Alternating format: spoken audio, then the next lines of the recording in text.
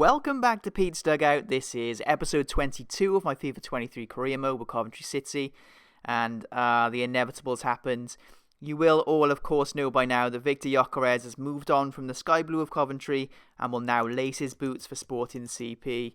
The writing was on the wall after the playoff loss to Luton, but fair play to Coventry for holding out. They managed to recoup a club record transfer fee for him, reported as being around €20 million, with €4 million in add-ons.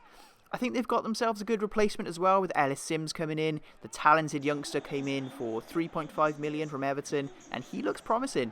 He's already scored a brace in his debut in a friendly against League 2 opposition, Forest Green Rovers, and he of course scored a last-minute winner against Chelsea last season in what proved to be a vital point for the Toffees. I know there's been quite a lot of nerves for the upcoming season with Coventry, but I think in terms of recruitment they've done really well. Jay Da Silva on a free is great business. They've signed a versatile Japanese player in Sakamoto who can play on the left or the right as a wing-back or an attacking midfielder. Of course, Ellis Sims, who I just mentioned, has come in to replace Gyökeres. Brad Collins, goalkeeper, has come in from Barnsley, I assume to back up Wilson.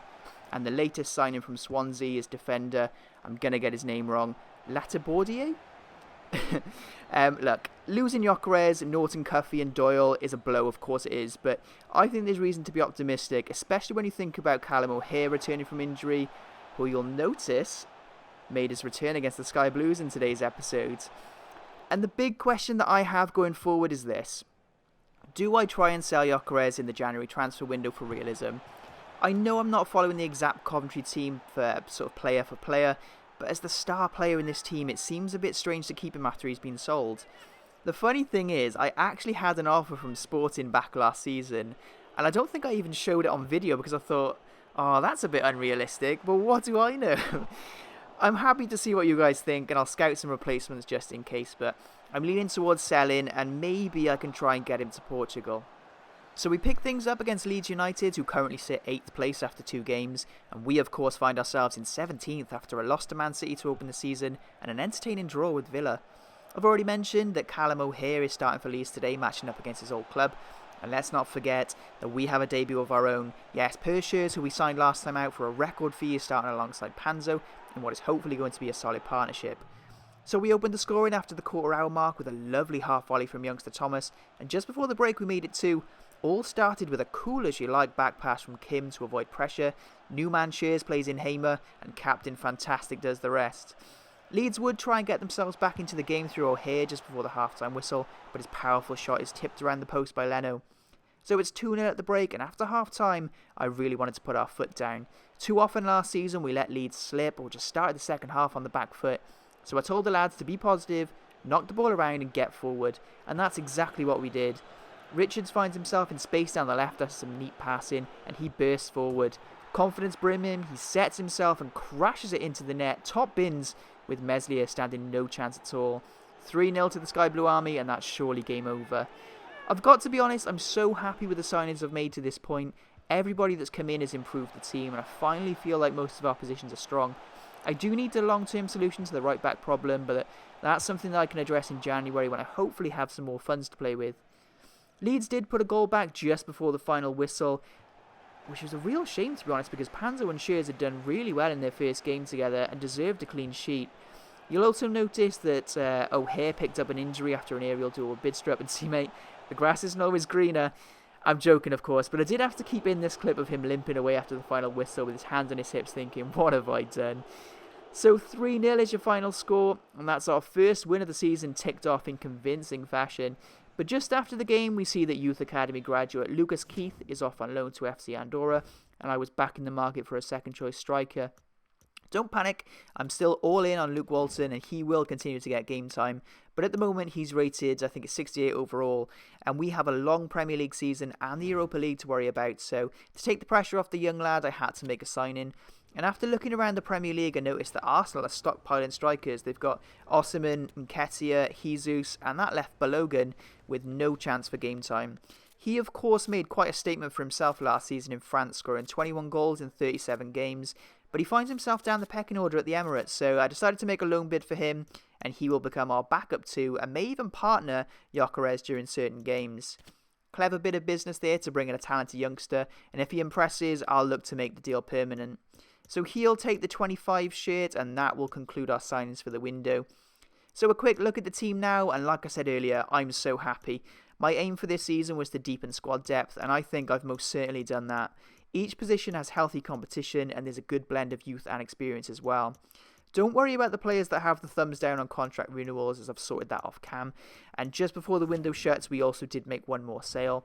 Danny Cashman is making his way to Belgium for a small fee of 600k. He wasn't going to get a look in here, so it's best thing for both of us.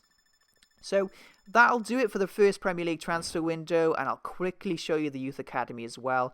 Most of the players are growing quite slowly, to be honest with you, with the exception of Elliot, who I'm really looking forward to promoting. He looks really promising. So it was time to send the scout back out on his travels, and this time around I thought I would just do 3-month stints. So old Theo is going to head to Switzerland first of all, and after 3 months we'll review.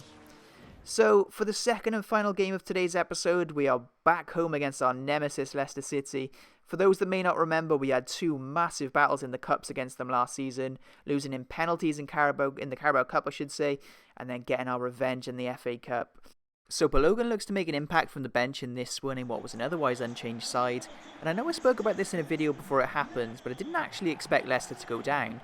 Don't get me wrong, they're still a good side and probably favour themselves to go back up, but they've lost Maddison to Spurs, Tielemans left on a free, Harvey Barnes is going to Newcastle, Soyuncu has left, Johnny Evans has joined Manchester United, which is just wild. I know that's likely to just be a very short-term deal for fitness, but still. Anyway, so Leicester are going to look very different next year with Winks, Connor Cody, and they actually signed ex-Coventry man Callum Doyle on loan as well for next season. But we joined the action after a positive start from Coventry as Gyökeres cannons a good effort off the bar, but Leicester come back up the other end and Maddison's acrobatic scissor kick finds the post. So a nervy start with both teams getting forward and hitting the woodwork, and Leicester would have the next chance as well. Marlon plays a lovely flick through to the new Magpie. Harvey Barnes and his side-footed effort flashes just wide with Leno beaten. This was an up and down game, and we did get one more chance before the break.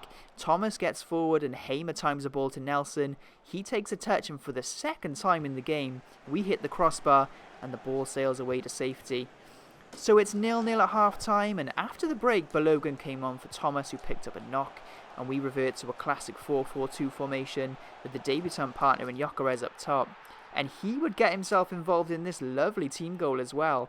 Nelson paces down the right wing and chips through to Hamer, and that's 2 goals in as many games for the captain, who's enjoying a great start to the season. But Leicester would respond well to the goal, and 10 minutes later they got forward. Marlon backheels to Meyer, and Leno is equal to the shot. But from the resulting corner, it's played short, and Marlon beats Nelson like he's not even there. The Dutchman plays in a dangerous cross, and indeed he is there to head home, and it's 1-1. Poor defending there, and we've got some work to do. So I made a couple of changes after the goal, with Bidstrup and Tavsan coming on for Sheaf and Nelson, and 5 minutes later we got going after a key tackle from Hamer. He bursts forward and releases Gyökeres. He threads it through to new man Balogun, who does so well to shrug off the Leicester defenders. He's through on goal, and bang! It's a brilliant goal on his debut, and that puts Coventry back into the lead, 2-1. And Leicester were all 6s and 7s after the goal. They looked shocked, and after giving away possession, we looked to capitalise. Tavsan plays in Blackman on the overlap, and this is where he's dangerous. He uses his pace to get in behind. Everyone is expecting the shot, but he squares to Bidstrup, who started the attack, and that is game, set and match. It's another 3-1 scoreline, and we've found ourselves some great form. And it would be needed as well. We would find out after the game that Thomas's injury is thankfully just a bruise, but then we would find out who is in our Europa League group. So it's Ajax, Hearts and HJK Helsinki. Buzzing to be starting the campaign off against the Dutch giants Ajax next time out. But that's going to do it for another episode of Career Mode on Pete's Dugout. Thank you so much for the continued support. I'm still working on that outro, but I'll be back with another episode featuring a thriller at the Johan Cruyff Arena very, very soon.